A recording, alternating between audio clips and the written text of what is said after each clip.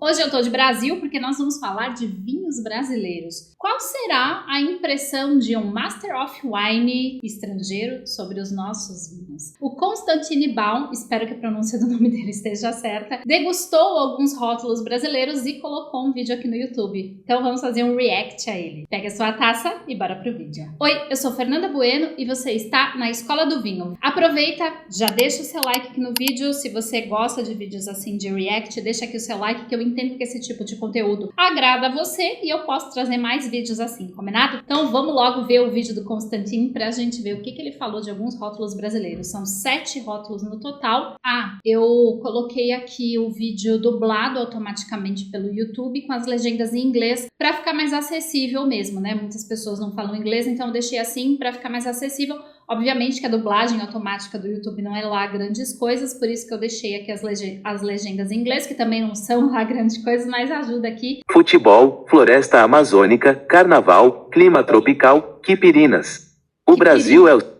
Quipirinas seriam caipirinhas, tá? Ele diz aqui, quando a gente ouve Brasil, um estrangeiro ouve Brasil, o que vem na cabeça, né? Futebol, carnaval, talvez caipirinhas. Sexto maior produtor de vinho do Hemisfério Sul, com 81 mil hectares de vinhedos e 1.100 vinícolas.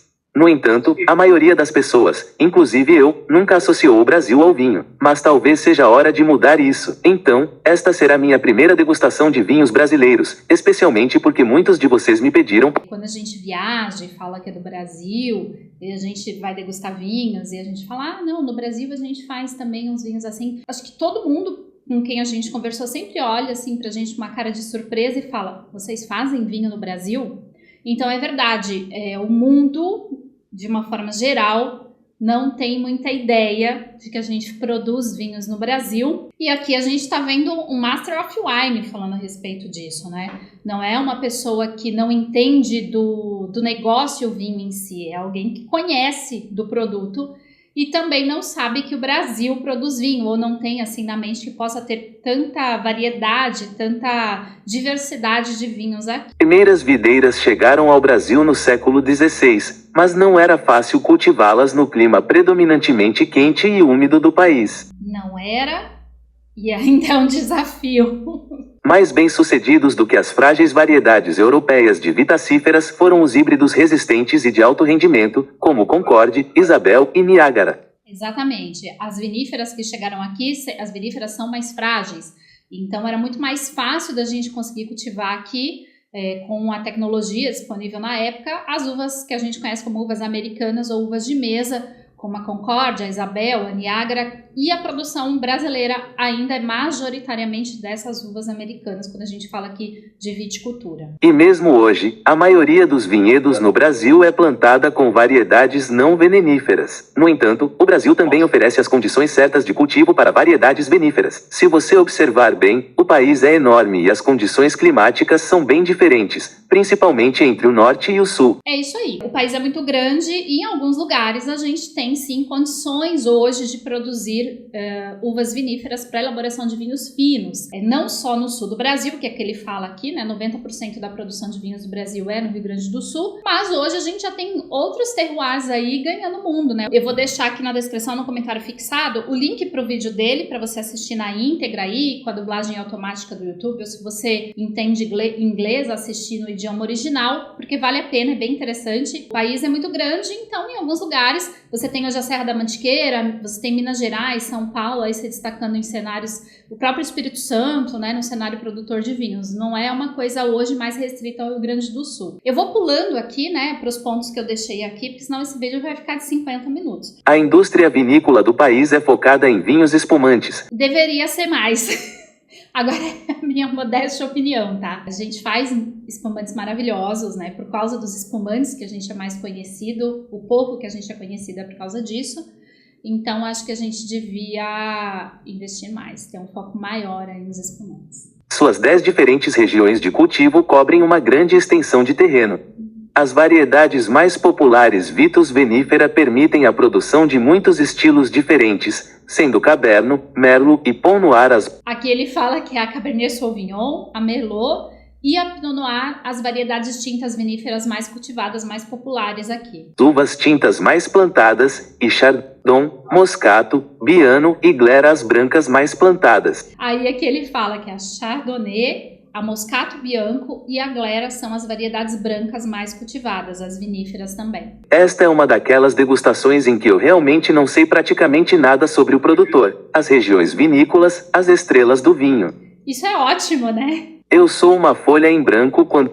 Excelente, quando a gente é uma folha em branco, a gente não tem, já não chega com nenhum preconceito, né? A gente não tem nenhum conceito formado, então a gente tá com a mente aberta para o que vier, isso é excelente. Quando se trata de vinho brasileiro. Então, você pode saber mais sobre esses vinhos do que eu, mas não tenho vergonha de dizer isso. Sou um mestre em vinhos, mas o mundo do vinho é enorme. E você não pode saber tudo sobre todos os lugares do mundo do vinho. E eu estou realmente fazendo algo sobre isso. Estou aprendendo. Isso é um tapa na cara da sociedade, né? A gente vê tanta gente aí, vê panelinhas aí, principalmente aqui no Brasil, de gente que acha que sabe tudo, sabe muito, tralá, tá aqui, ó, um Master of Wine falando abertamente aqui, olha, eu não conheço muito a respeito, mas tô fazendo algo, tô aprendendo sobre. E é só assim que a gente descobre as coisas, aprendendo a respeito. Ninguém sabe tudo e quando a gente fala de vinho, então, é ilusão, né? É ilusão. E ele não ter vergonha e tá aqui admitindo abertamente. Isso aqui é, ó, um tapa na cara da sociedade. Agora a gente vai entrar diretamente nos vinhos, tá? Vamos começar aqui, o primeiro dos 7 vinhos que ele escolheu. Vamos lá, vamos deixar ele falar. Este é 100% Chardonnay e eles colhem as uvas na segunda semana de janeiro, que é bem no início do ciclo de cultivo. Obviamente, janeiro é o verão no hemisfério sul. Obviamente, janeiro é o verão no hemisfério sul. Esse é um espumante da Donguerino, tá? Que ele tá falando aqui, é um Blanc de Blanc. Mas o início de janeiro é o início da colheita das uvas, isso é certo. Mas imagino que seja porque, caso contrário, as uvas seriam muito doces para a produção de um bom vinho espumante. Perfeito. Para a produção de vinhos espumantes, a gente consegue colher mais cedo. E no caso específico da Donguerino, que está em Alto Feliz, que geograficamente falando não é Serra Gaúcha, apesar de para o vinho ser considerado Serra Gaúcha, na verdade ela está na encosta da serra, né? A gente tem a cidade de Feliz no vale, a gente tem Farroupilha na serra e Alto Feliz está bem no meio entre as duas cidades. Então a gente tem um terroir completamente diferente. O solo é diferente, a amplitude térmica é diferente, a temperatura é diferente. Então, para fazer uvas para espumante com uvas de Alto Feliz, a gente precisa colher antes sim, senão a gente perde muita acidez e não consegue trazer isso para a bebida. Aí ele fala sobre método Charmat, que é um espumante feito pelo método Charmat, fala que os espumantes mais conhecidos do mundo são feitos pelo método tradicional, mas que ele gosta, sim, de um espumante feito pelo método Charmat, que são apenas propostas diferentes. Inclusive eu já estive na Donguerino e você pode conferir a visita aqui nesse vídeo, tá? Eu fiz uma degustação lá, fiz um passeio, uma visita, eu trouxe tudo para você aqui. Vamos partir direto para a hora que ele tá degustando. O vinho tem uma cor clara, as bolhas são finas, elas estão presentes. Há bolhas ali, elas não são muito intensas. Ele já vai explicar por quê. Mas isso também ocorre porque esta não é uma taça de vinho espumante. Ah, meu garoto, muito bom. Olha eu, né? Olha eu, tô falando do Master of Wine, né? Preciso manter a compostura. Tá certo. A taça não é adequada, a gente vê menos as borbulhas, mas na boca a gente consegue sentir. Vamos falar sério agora. Então você não vê tantas bolhas quanto veria em uma taça de vinho espumante. No nariz, é bem agradável. Quer dizer, tem aromas bem brilhantes de maçã e limão. Aromas bem brilhantes seria aromas muito vívidos, né? Bem presentes, bem intensos de maçã e de limão. Tem um pouco de levedura, mas não muito. É mais frutado. É o que a gente espera de um espumante Charmat, né? Se a gente sente levedura, sutilmente ali no final, a gente sente muito mais a fruta, ainda mais esse, que acho que são 4 meses de autólise. Mas muito preciso e limpo. Isso é legal, aroma muito preciso, nítido, tem nitidez, ele consegue identificar, tá ali franco, aberto, isso é ponto positivo. No paladar, o vinho é bem fresco, a acidez é bem crocante e intensa. Essa acidez crocante seria uma acidez muito refrescante e intensa, porque esse é o brilho dos nossos espumantes, né? Os espumantes brasileiros têm essa acidez refrescante e intensa. quando a gente vai beber um espumante brasileiro, é o que a gente espera na hora. Parece que tem bastante ácido málico. O ácido málico é um ácido presente nas uvas, naturalmente, e é esse ácido málico que traz esse aroma e essa sensação de uma maçã verde. Málico vem dali, né? E a gente tem ali na uva também. E é uma uva que ainda não está completamente madura, digamos assim. Mas é a uva que a gente quer para elaborar um vinho espumante, né? Para um vinho tinto, ela vai incomodar muito, mas para um espumante, dependendo da proposta, ela é até desejável. Então, a acidez é mais forte ou mais pronunciada, e o teor alcoólico é bem baixo. Tivemos 11,5% de álcool, o que é bem baixo. Meu Deus, bem baixo. Olha como as coisas são, né? Onde a gente vive influencia muito em como a gente olha os vinhos, né? Eu, Fernanda, já não acho um vinho com 11,5%, 12% baixo, não. Eu já acho bem médio. Porque os nossos vinhos aqui tendem a ter uma graduação alcoólica realmente mais baixa, né? Lá não. Quando a gente morou na Geórgia, a gente tinha vinhos finos, assim, graduação de 15, 16, fácil, era o normal. Então, a gente se acostuma com a graduação alcoólica dos vinhos que chegam mais pra gente, né? Enfim, essa é a visão dele, aí 11,5% é um vinho com a graduação baixa. E você, o que é que você acha? Comenta que me diz. Qual que é a graduação alcoólica baixa, média e alta pra você? Deixa aqui nos comentários. Sim, é um vinho gostoso e vivo. Eu gosto bastante. Diria que é um vinho de 85 pontos para mim. É muito bom, mas não extraordinário. Bem leve, fresco e revitalizante. 85 pontos na escala dele de 100. É um vinho fresco, gostoso, saboroso, mas, assim, é um vinho gostoso, né? Não é aquele vinho memorável, inesquecível, é um vinho correto, um vinho agradável, fresco, o que a gente espera de um vinho Charmat, né? Dentro do estilo da proposta dele, é um vinho adequado. É uma mistura de Pinot Noir e Trebbiano de todas as variedades de uva. Esse daqui é um Salton Brut Rosé, que é uma mistura de Pinot Noir com Trebbiano. E aqui ele diz que não é uma mistura muito comum de uvas para espumante, tá? Uma mistura meio estranha, para ser honesto. Estranha eu não diria, mais inusitada, surpreendente, né? Acho que seria mais... Eu colocaria como surpreendente, para deixar mais elegante. E este também é aparentemente um vinho do método Chamat, embora não seja mencionado no rótulo.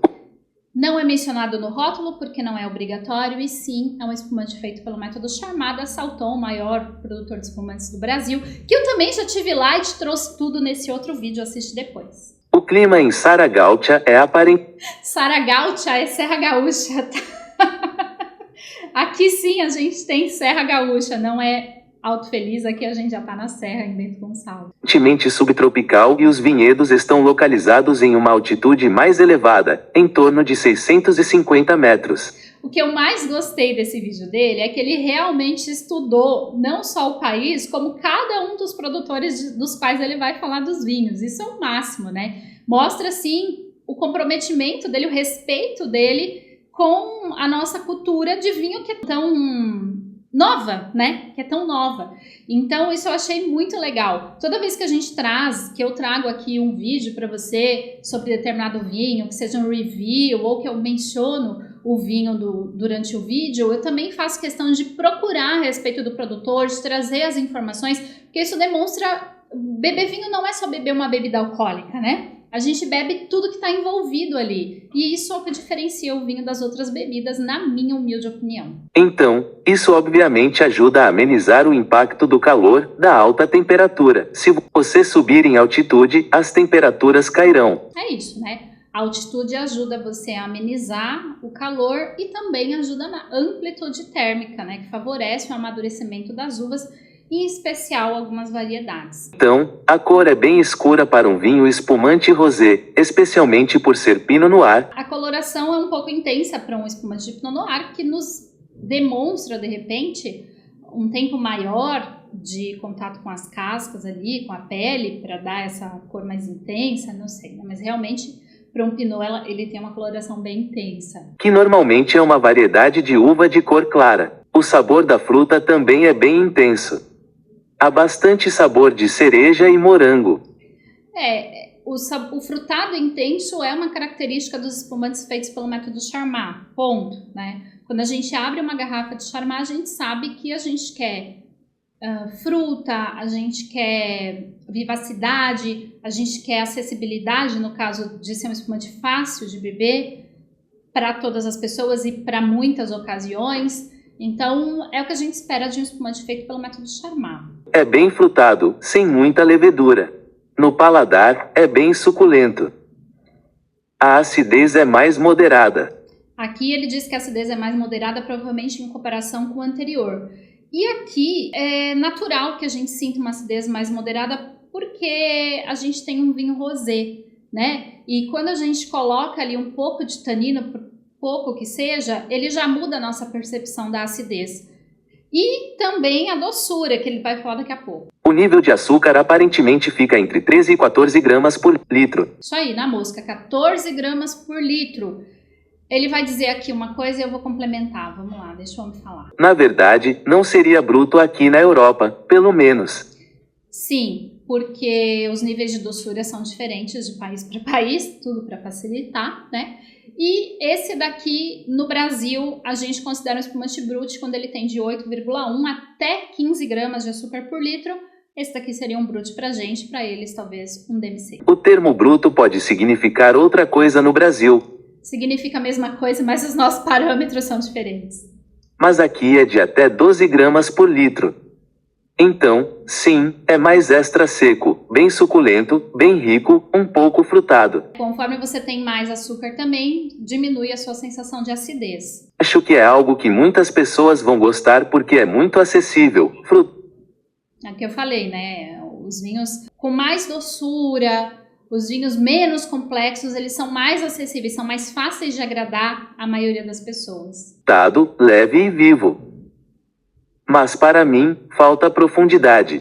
Falta profundidade, porque na minha opinião não é um espumante que tem que ter profundidade. Acho que para a proposta dele ele está adequado, né? Eu não esperaria a profundidade desse vinho. Aqui na minha região ele deve custar 30 a 35 reais. Eu não esperaria profundidade, muita profundidade de um vinho assim. Não acho que seja realmente emocionante. Vou dar uma nota de 81 pontos.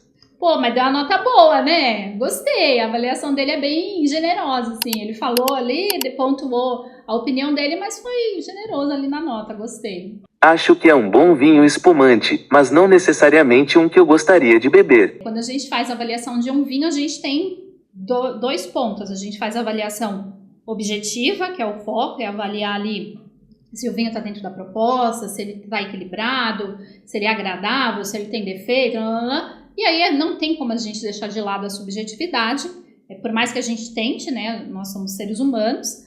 Então ele pontua aqui, ó, legal, é um vinho muito gostoso, fresco e tal, mas eu não gosto de beber, né? Não é um vinho que eu gostaria de beber. Justo, né? Então foi ali justo, eu gostei bastante. O próximo vinho é o PTO Vinho Fino Branco. PTO é o Pisato Semignon Vinho Fino Branco Seco. É que ele lê o rótulo em inglês. Ele lê o rótulo em português e aí a dublagem fica louca aqui, né? No idioma original ele lê em português. Até que bem, o português dele tá bom, já tá pronto para vir para cá conhecer. Branco Seco 2022. Este é um vinho branco tranquilo da região de Val dos Vinhedos. Vinho branco tranquilo, um vinho sem a presença de gás. Val dos Vinhedos, também conhecido popularmente por Vale dos Vinhedos. No rótulo há um pequeno mapa e você pode ver que o valor Vinhedos fica no sul do Brasil, portanto, na mesma região de onde vieram os vinhos espumantes. Ele diz que na garrafa, no rótulo tem um mapa e você pode ver que o Vale dos Vinhedos fica no sul do Brasil, na mesma região onde ficam os produtores dos outros dois espumantes. Vamos entender aqui a região com um conceito bem amplo, tá? Porque o Vale dos Vinhedos fica ali em Bento Gonçalves, num ponto de Bento Gonçalves. A Salton fica no distrito de Tuiuti, também em Bento, mas do outro lado. E a Donguerino fica em Alto Feliz, que já, como eu expliquei aqui, geograficamente nem seria a serra, certo? Mas sim, tudo no Rio Grande do Sul, um pertinho do outro. Este vinho foi fermentado em barricas de carvalho e em tanque de aço inoxidável. Ele fez fermentação molar. Esse vinho foi fermentado em tanques de aço inox e também em barricas de carvalho. E ele fez fermentação malolática. Lembra do ácido málico que eu comentei aqui?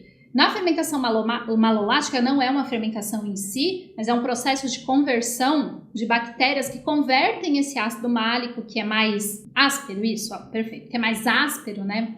Mais forte, mais intenso, em ácido lático, que é o ácido do leite, que é aquele ácido mais aveludado, menos agressivo na boca. Então estou esperando algo um pouco mais intenso, cremoso e rico, mas vamos... É isso aí, quando a gente tem um vinho branco que tem esse trabalho, né, de fermentação, depois tem um estágio ainda em barrica, mesmo que seja parcial, porque parte do vinho passa, parte não passa, né? Você espera essa riqueza, né? O carvalho traz para os vinhos brancos mais complexidade, diminui um pouco a acidez, você espera uma complexidade, uma riqueza maior de um vinho que seja trabalhado dessa forma. Os descobrir. Então, sim, quero dizer, a cor é definitivamente bem dourada, bem escura para um vinho branco. Este vinho também foi envelhecido por 12 meses em barricas de carvalho, o que também dará um pouco de cor e permitirá que o vinho receba um pouco de oxigênio. Passagem em barrica, o estágio em barrica depois da fermentação, traz essa cor dourada, essa cor bonita assim para um vinho branco, e ele também traz mais complexidade, mais estrutura para o vinho, ele agrega esses elementos. Sim, você definitivamente consegue sentir o cheiro do carvalho. O vinho tem cheiro de damasco e pêssego, e também tem essa cremosidade, o torrado. Tem um cheiro um pouco de torta de damasco. Talvez também tenha um pouco de baunilha. Esses aromas, principalmente a baunilha, é um valor agregado da barrica, né? Do estágio em barrica que esse vinho faz. Sabor, alguns produtos assados, um pouco de brie. Então, brie seria brioche da levedura, assim, né? É tudo muito rico e intenso. Também há aquelas notas de cera que geralmente sinto na costura. Essas notas de cera, realmente esse vinho tem mesmo por conta do processo como ele foi feito, né? É que a tradução é terrível, por isso eu recomendo que você assista aqui no idioma original, se você puder. Eu realmente gosto desse nariz. E a carinha dele, né, quando coloca o vinho no nariz, cara, o sorrisinho assim de lado já demonstra, opa, aqui tem alguma coisa interessante pra mim. No paladar, é realmente mais estruturado do que eu esperava. O cheiro é tão rico, mas no paladar, há boa aderência. A acidez está realmente presente, talvez um pouco forte. O álcool está em 12,8. Aqui, porque assim, quando você tem um vinho que passa em barrica, você diminui um pouco essa acidez, né? E ele tá achando que a acidez está um pouco forte aqui ainda. Porém, isso é uma característica nossa, da nossa região, né? Os nossos vinhos tendem a ter uma acidez mais acentuada. Da nossa região, eu digo ali do Vale dos Vinhedos. No entanto, que você viu os 2 primeiros espumantes, na hora ele falou da acidez, né? Então, por mais que você trabalhe o vinho ali na madeira, você vai ter uma acidez mais acentuada nos nossos vinhos. Essa é uma característica, uma tipicidade. Alguns degustadores dão uma nota mais positiva por isso, porque o vinho demonstra de onde ele veio, né? A uva demonstra o lugar que ela veio, reflete ali o terroir. Então não há muito álcool para um semi. 12,8 para ele não é muito álcool também, tá? É muito mais magro do que eu teria pensado apenas pelo cheiro do vinho. Ele tá dizendo que o cheiro demonstrava que entregaria mais para ele do que ele tá sentindo em boca. Mais complexidade do que ele tá sentindo em boca. O cheiro não tá tendo aí um desequilíbrio ali, não tá harmônico, né? O cheiro tá entregando uma coisa e o paladar não tá entregando tudo. Há bastante amargor nele. E eu acho que é um pouco amargo, um pouco áspero, mas ainda assim é um vinho interessante. Amargor não é lá uma coisa boa da gente sentir num vinho, não, tá? Um pouco áspero por conta dessa acidez dele que ele tem aí. Isso eu, Fernanda, não vejo como um defeito, eu vejo como uma característica do lugar. Agora, o amargor realmente é algo que a gente não gosta de sentir muito, não. Diz aí algo sobre maturação da uva, ou pode ser que ele tenha uma hipersensibilidade ao amargo, enfim. Isso aí não é algo desejável em um vinho, não. E nem esse desequilíbrio do que você tem no nariz, do que você tem na boca, né? Você vai reparar aqui, nas próximas degustações que ele vai trazer para frente, que ele sempre vai trazer essa questão do equilíbrio. Por quê? O equilíbrio é o que a gente espera em um vinho, né? Quando a gente vai degustar um vinho, tudo que a gente quer encontrar é o equilíbrio. Se tiver desequilibrado, já Opa, Acho que se você combinar com comida, esse amargor vai embora um pouco. pode ser. Talvez harmonizando ele com algum prato, você não incomode tanto esse amargor, pode ser? Mas sim, apenas julgando por si só, eu diria que este é um vinho de 88 pontos. Olha, ele é muito bonzinho, né? Ele tá com o pau no vinho. Depois ele vem com essa de... Não, acho que 88 pontos é uma boa nota. Ah, foi legal, foi generoso também. Um vinho muito bom. Um vinho que mostra promessa, mas não necessariamente um vinho perfeito e não muito harmonioso. Falta um pouco de harmonia ali. Falta harmonia, falta equilíbrio, não tem como você deixar passar batido isso, né? Isso é algo que vai chamar sempre muita atenção. É o Vinhas do Chardon 2021 de É o Vinhas do Tempo Chardonnay 2021, Montebello do Sul. Montebello do Sul. O produtor fica em Montebello do Sul, mas se eu não me engano as uvas são de Encruzilhada do Sul, não são de Montebello. Eu realmente não sei muito mais sobre ele. Ele tem 11% de álcool. Parece meio assim, olha isso aqui. Tem essa marca aqui. Então, isso meio que indica para mim que foi engarrafado à mão. A rolha foi empurrada com uma dessas máquinas, o que é algo que eu realmente aprecio. É meio feito à mão. Isso é algo que quem entende que o vinho é um produto também, né, sabe que esses detalhes fazem diferença quando você compra e quando você degusta um vinho. Você olha com outros olhos, não adianta você falar que não, tá? Então, nossa, é um vinho que foi feito à mão, tem todo o cuidado. Inclusive, a Vinhas do Tempo, né, o lema da Vinhas do Tempo é de vinhos livres, ou seja, vinhos de mínima intervenção. Não, sabe?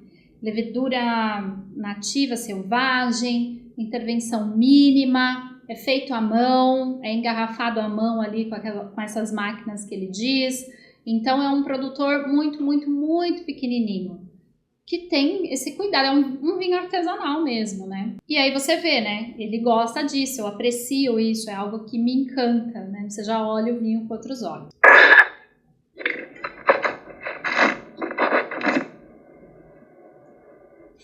As carinhas dele já meio que entrega tudo, né? Isso é realmente interessante. Na verdade, este é realmente um fragmento New Wave, com uma ligeira redutividade.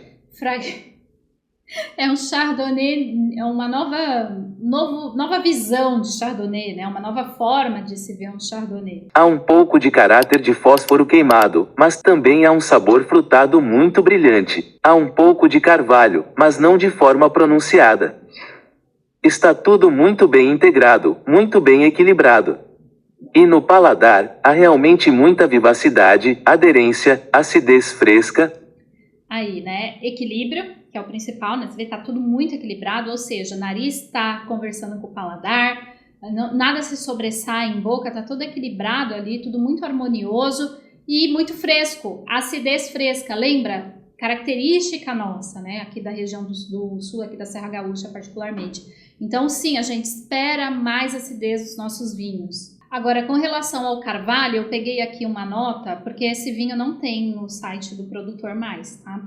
E aqui diz que 50% do vinho passou por barricas usadas de carvalho francês e os outros 50% em tanques de polipropileno, tá? Então não é nem de inox, então é um breve estágio ali que não necessariamente vai impactar tanto na acidez como no vinho anterior, que mesmo assim ainda tinha uma acidez viva. Um longo comprimento, e isso com 11% de álcool, o que eu acho bastante surpreendente. Longo comprimento seria uma persistência longa, né? E com essa graduação alcoólica ele acha muito surpreendente. Ele tem tanta complexidade, ele entrega tanto que ele consegue ter uma persistência longa mesmo com a graduação alcoólica mais baixa. Para ele 11% é baixo. Há também esse tipo de molho de soja aparecendo, o que é bem interessante. Então esse molho de soja seria o umami, né? Esse umami, esse salgadinho aí. Sim, isso é muito bom.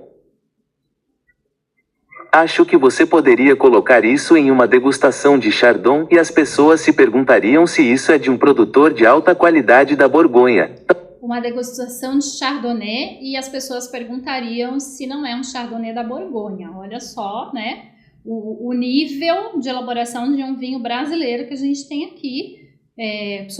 sob a perspectiva de uma pessoa que não é brasileira. Talvez de Jura, Aí talvez da Borgonha ou talvez do Jurá. talvez de algum lugar legal na Califórnia. Ou não seria legal, seria algum lugar de clima mais frio, que ele diz aqui na Califórnia. De clima mais ameno, porque a gente tem aqui na nossa região um clima mais ameno. Este é um vinho realmente emocionante. Então, vou avaliar com 91 pontos. Acho que é revelador quando se trata do potencial do Chardonnay no Brasil. Não sei realmente se você pode comprar isso em qualquer lugar.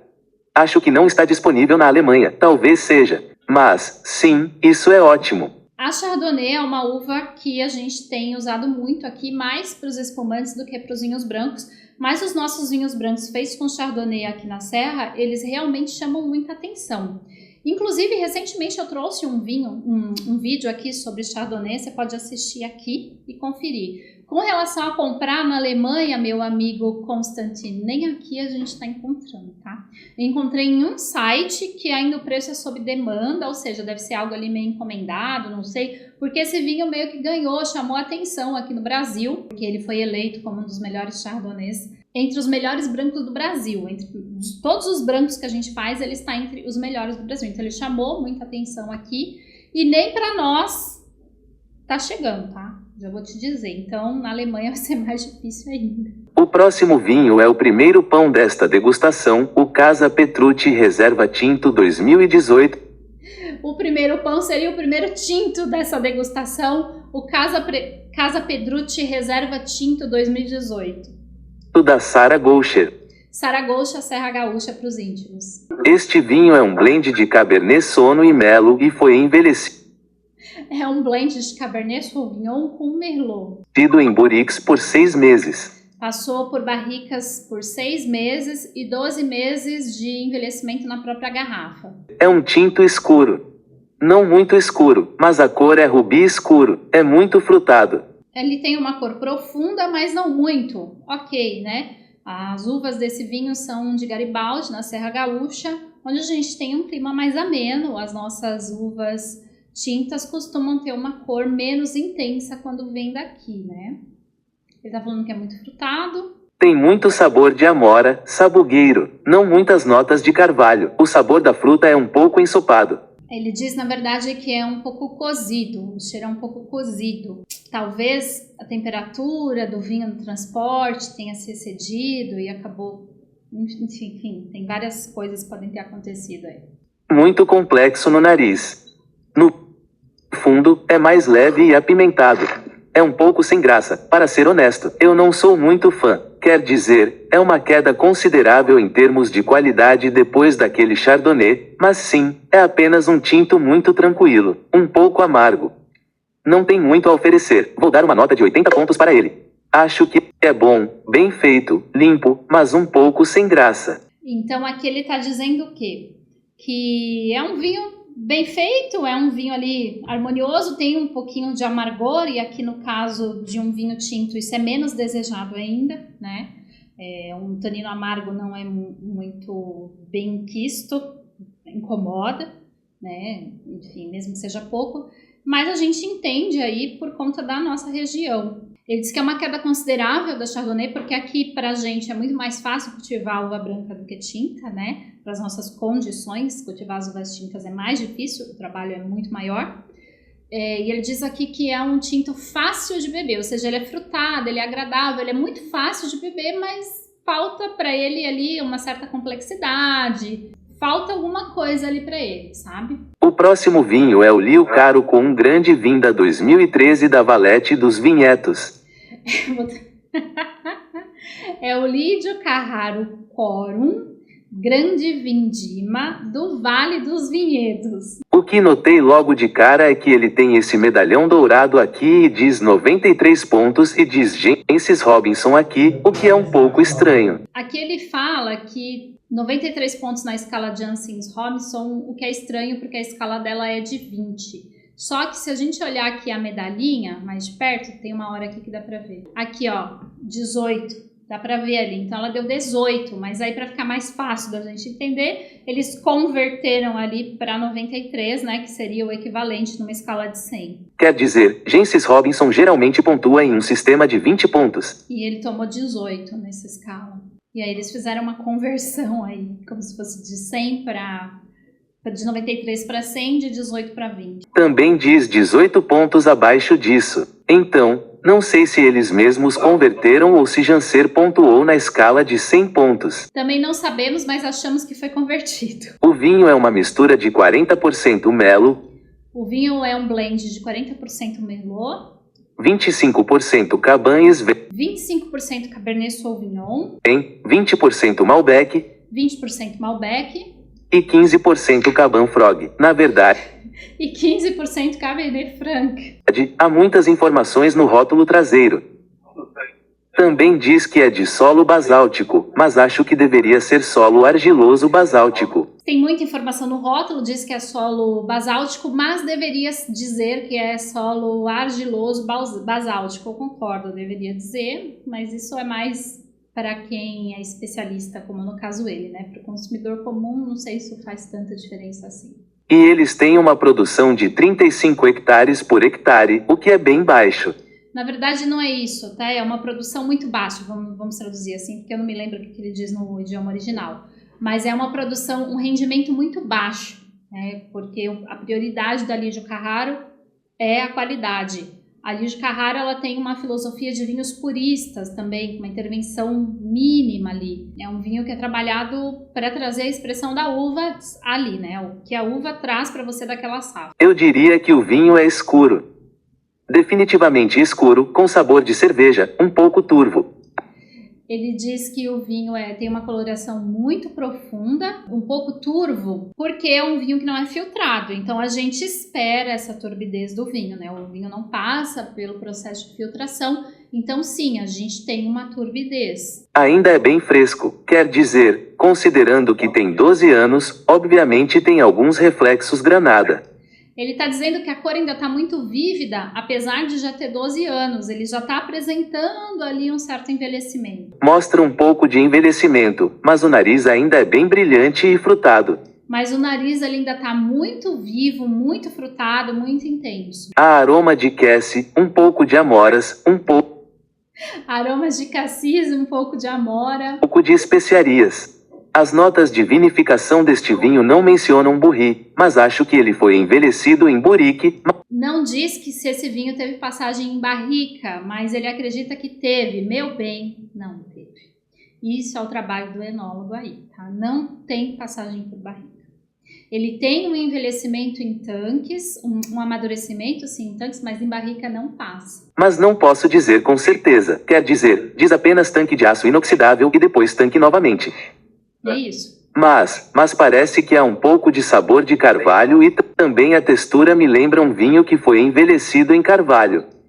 E é verdade, tá? Os vinhos da Lídio Carraro, esses mais elaborados, eu já tive a oportunidade de degustar, a gente se surpreende quando a gente sabe que não tem carvalho. A gente sente assim, fala, nossa, não tem? Porque parece muito que tem alguma passagem em barrica, né? Se você já teve a oportunidade de degustar algum vinho da Lídio Carraro, comenta aqui e me conta se você também teve essa surpresa, esses mais trabalhados, assim. É realmente surpreendente mesmo. Eu, quando provei, tive a mesma reação de surpresa que ele está tendo aqui. Tem taninos aderentes, bom frescor. Há um pouco de carne também, um pouco de sabor umami. Ele tem os taninos presentes, mas ainda tem um frescor, tem um sabor umami. É suculento, ele tem uma suculência, assim. Então, há muita coisa acontecendo lá. Este é um vinho muito bom. Vou avaliá-lo com 92 pontos. Ele diz que é um vinho que tem muita coisa acontecendo, assim, tem muita informação, ele tem muita complexidade, ele entrega muitas notas, não consegue definir, assim, ele te faz pensar, ele te faz ficar, o que será isso, o que será aquilo? Então ele pontuou com 92, maior nota até agora. Acho que é muito delicioso, bastante complexo, bastante completo. Então, ótimo, ótimo. Então, não preciso dizer nada, né? Ótimo, ótimo. Ele achou excelente. Achou um vinho maravilhoso, muito completo, muito complexo, equilibrado, harmonioso. Enfim, só elogios, 92 pontos. Eu gosto muito da Lídio Carrara, é um produtor que eu gosto demais. Assim, sou fã mesmo. E eu concordo com ele. Esse vinho cara, um dos melhores que eu já tomei, assim como o próximo, feito aqui no Brasil, né? É um vinho que entrega demais. O último vinho da degustação é o Mil L43 2022, que também é da vinícola Valete dos Vinhedos. É o lote 43, safra 2022, da vinícola Miolo do Vale dos Vinhedos. Este é um blend de Melo e Cavan Sono e a Mil parece ser uma das maiores produtoras de vinhos de qualidade do Brasil. É um blend de Merlot e Cabernet Sauvignon e a Miolo é um dos maiores produtores de vinhos de qualidade aqui no Brasil. Sim, é verdade, né? Como eu disse, é muito legal ver que ele pesquisou sobre os produtores para falar, com exceção ali do Vinhas do Tempo, porque ele não sabia muito a respeito. Mas de todos os outros que ele tinha como encontrar informações, ele foi atrás de informações para trazer aqui. E sim, junto com a Salton, né, a Miolo é um dos maiores produtores que a gente tem aqui. E não é a primeira vez que eu falo, a Miolo é um dos produtores que consegue trazer uma grande quantidade de vinhos com a maior relação custo-qualidade que a gente encontra aqui. Acho que L43 era o nome da parcela que Jepa Miolo comprou pela primeira vez. 43 era o nome da parcela de terra que o Giuseppe Miolo comprou quando chegou aqui, né? A parcela original da vinícola, lote 43, foi o nome dessa parcela de terra que ele comprou quando chegou aqui, que dá nome a esse vinho, que é o vinho mais emblemático da Miolo. Essa é meio que a terra natal original da vinícola. Este é definitivamente muito, muito concentrado, vermelho intenso, mais rubi, cor mais intensa porque este é apenas o vinho mais novo, mas... É isso, é uma cor muito profunda, muito intensa, mas ele tá mais para rubi porque ainda é um vinho jovem, é safra 2022. Porém, o lote 43 é um vinho que tem um grande potencial de envelhecimento. Ele só é feito em safras excepcionais, você não tem toda a safra esse vinho. E é por isso que ele é um vinho que é feito para envelhecer também. Você pode guardar ali 10, 15 anos tranquilamente e ir apreciando. Eu recomendo você comprar a caixa lá e vá apreciando um por ano para você ver como é que ele vai evoluindo. O sabor é intenso e eu gosto bastante. Quer dizer, tem cheiro de cerejas maduras. Então, é definitivamente muito concentrado. Há um pouco de sabor de carvalho aparecendo também, serragem, leves notas de baunilha, mas está muito bem integrado à fruta. Isso também é outra coisa que a gente procura demais num vinho que tem barrica. Que a madeira esteja integrada à fruta, não se sobreponha, senão não tem o menor sentido. Você perde todas as características do que é um vinho de tanta madeira que você coloca ali, né? Então, sim, o ideal é que esteja integrado, que nem ele diz aqui. E esse lote 43 passa por 12 meses de amadurecimento em barricas de carvalho francês e americano. No paladar, é suculento, rico, intenso, realmente polido e aveludado. Bom, intenso, suculento, muito aveludado, os taninos não são agressivos, ele tá bem redondo em boca. Muito bom, quero dizer, é muito acessível, realmente aberto, com notas frutadas. É um vinho franco, né? Você sente no nariz, você sente em boca, é um vinho muito, muito franco mesmo. Ele mostra que veio e mostra que veio mesmo. Então, é mais um estilo internacional. Acho que em uma degustação às cegas, seria difícil classificar isso porque poderia vir de muitos lugares diferentes. Aqui ele diz que é um vinho que é muito padronizado, né? Um vinho que tem um padrão internacional. Que uma degustação às cegas, dificilmente você saberia que é um vinho brasileiro. A tal da tipicidade, que foi justamente o que ele reclamou lá do Semillon e do Casa Pedrucci. Que aquelas características que ele diz ali, algumas delas são típicas nossas, né? Como a acidez mais pronunciada e tal. Mas como a Miolo só faz o lote 43 em safras muito boas, realmente você tem uma acidez mais reduzida também nos tintos, porque você escolhe ali, né, uma safra onde você tem um amadurecimento excelente de todas as janelas de maturação de uma uva. Mas é muito bem elaborado. Sim, vou avaliar com 91 pontos. Acho que é um vinho delicioso. Não é o vinho mais cheio de personalidade. Não é o vinho mais brasileiro, mas é um tinto muito bom, suculento e meio quente. Ele diz que 91 é um vinho excelente, mas falta tipicidade no vinho. E a tipicidade que ele provou, ele não gostou muito. Até nos espumantes ali, que tem uma acidez mais viva, ele deu tem uma acidez muito áspera, não sei o quê. Então, assim, eu particularmente acho que o Lote 43 é realmente um vinho muito bem elaborado, mas eu nunca tinha parado para pensar nessa questão da tipicidade dele. Eu nunca fiz um review, né, para avaliar essa questão da tipicidade, eu sempre degustei assim para mim, e eu não tinha parado para pensar. Eu acho ele realmente um vinho muito bem elaborado também. Eu vou pensar sobre a tipicidade, o que eu acho a respeito, preciso provar mais dele. Obviamente, essa linha não é representativa de toda a indústria vinícola brasileira. Quer dizer, a maioria desses vinhos não é realmente exportada, eu acho. Mas foi uma seleção interessante, mostrando muitos estilos e expressões diferentes de vinhos brasileiros. Realmente, né? Aqui ele só tem Serra Gaúcha, tirando ali Alto Feliz, que pro vinho também é considerado Serra Gaúcha, né? Ele não tem nenhum vinho de fora, nem do Vale do São Francisco, que ele até menciona a região, mas não trouxe nenhum vinho aqui, porque é difícil encontrar também, né? Não é muito exportado. O vinho brasileiro chega ali em alguns mercados e muitas vezes nem com o nosso rótulo, tá? Até com um rótulo de outros lugares. Já vou adiantando. Então é difícil encontrar. Então ele tem ali sim muitos estilos, isso é legal. Ele tem espumante, tem 2 brancos, 3 tintos. Dá para ter um panorama, principalmente do vinho do Rio Grande do Sul, mas também não do Rio Grande do Sul inteiro, porque aqui a gente não tem nada da campanha. Mas é um bom começo. É um bom começo, muito legal. Meus 2 favoritos foram bem claros, quer dizer, esse Charon era simplesmente delicioso. Realmente, os 2 favoritos deles estão bem claros ali, o Chardonnay e o Lídio Carraro. Vinho realmente emocionante. E o Lídio Caro, embora eu ainda não saiba como Jesus deu a ele 93... Não é Jesus, é Jansen. 3 pontos em vez de 18 pontos, mas de qualquer forma, esse também foi um vinho muito bom. Olha que interessante, os 2 vinhos que ele mais gostou são vinhos...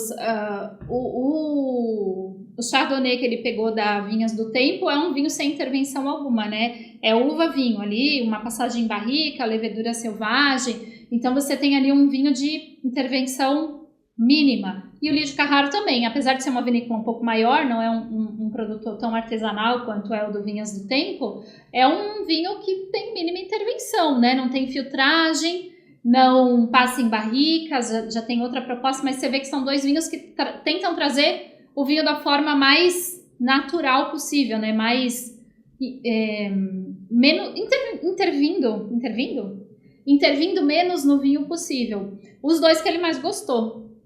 Olha só, coincidência, será? Vinho com muito caráter, vinho realmente interessante, vinho que meio que faz você se interessar em aprender mais sobre os vinhos daquele país.